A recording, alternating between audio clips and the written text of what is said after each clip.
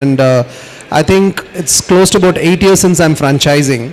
So one fundamental thing that I believe that every franchisor should think about is that you need to have a deep experience of, you need to first-hand test it, before you actually even franchise it. That's what is, I think, is kind of missing today. So if you look at me, I have personally burned a lot of money trying out multiple formats of pizza restaurants. In fact, I have worked in the US in pizza restaurants just for me to get that flavor of the gourmet, the authentic, the sourdough pizza, like what he just said. So I have tried everything personally. Then over a period of time, that cumulative learning of what I have learned, what has worked, what a customer is really looking at, we understood that. So once you have a firm belief, there is put a lot of efforts in understanding what could possibly went wrong in any of those stores which has underperformed, and we also take a lot of learnings from the best performing restaurants, and that's the way I think a franchisor should think, is what I believe. Wonderful, wonderful. That's obviously too much to give for the franchise. R&D have been done during the early days. So what are the product oriented or logistic oriented support franchisee must expect from a franchisor? I think not good, and it is not scalable, and it is not there is no quality control system that makes sure that every single time the products comes to it 95% at least. Not that 100% every time. I think it is a little difficult with our demographic challenges. 90-95% if a product goes to the customer all the time, that is the best thing you can do. Okay, if you don't have your product, if you don't have your logistics planned properly, or and as Mr. Tanga mentioned, product is a hero. If your product will speak itself, only thing is you need to create the platform where the product can speak. So creating that platform is all about how you do the marketing, how you communicate with the right people. You want to sell a Mercedes, you cannot go to the crowd who's looking for Maruti. You have to reach to the crowd who's looking for that kind of a brand. So when you target the right kind of audience with the intention to, there are many brands, they just randomly target whoever comes, I'll sell it. That's another approach. The best approach is you segment it. Then, for example, you identify a franchisee who's in deep south. So here's Recall Dine-In, a QSR, a kiosk. These are different models. So every customer for these segments, they're different. The ideal customer profile, we call it the ideal customer profile for a brand.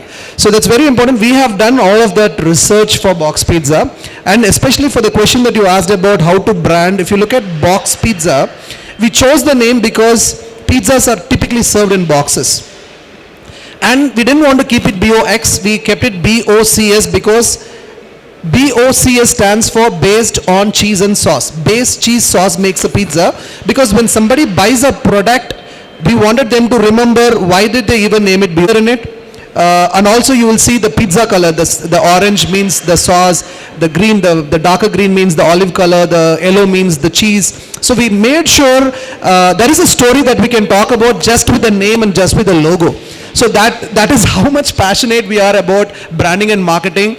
So, and that really even works, when customers beat our franchise partners, when they look at the passion what we have put in the pizza and also in the branding, they just love it.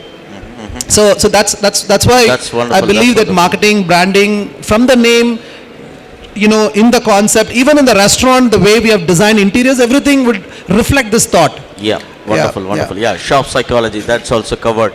So, but end of the day, what you practice really matters, from the brand as well as from the franchise partner side, because there are always caveats. Even if there are breach of contracts, it will take years for you to fight. Really look upon is that we look upon the topography of the market, the demography of the market. We do a RISI study where whether there is, for example, I don't want to name the international chains.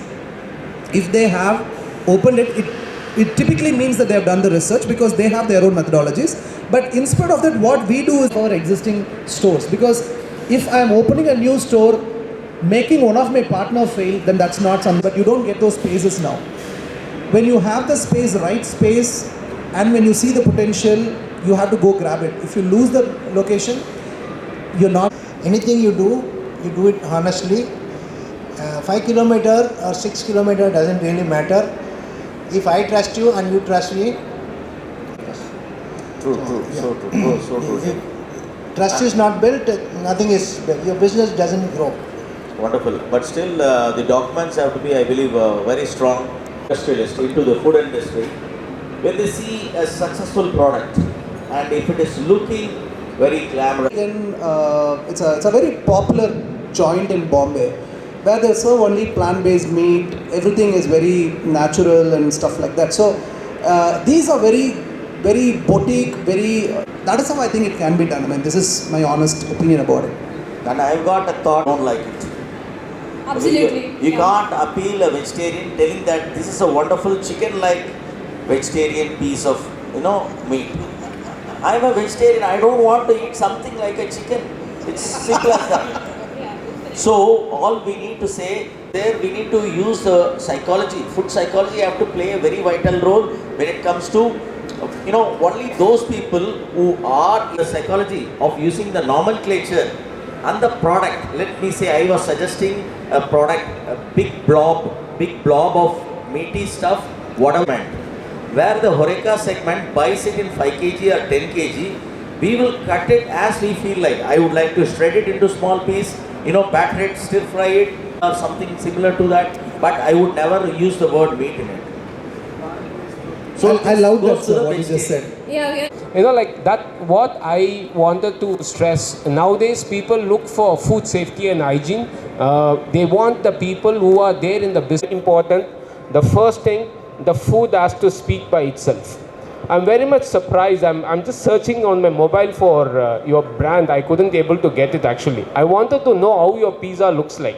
You said it's not an oval shape, it's a square shape, correct? And for yours is a rectangle shape. A triangle shape. Oh, that's amazing.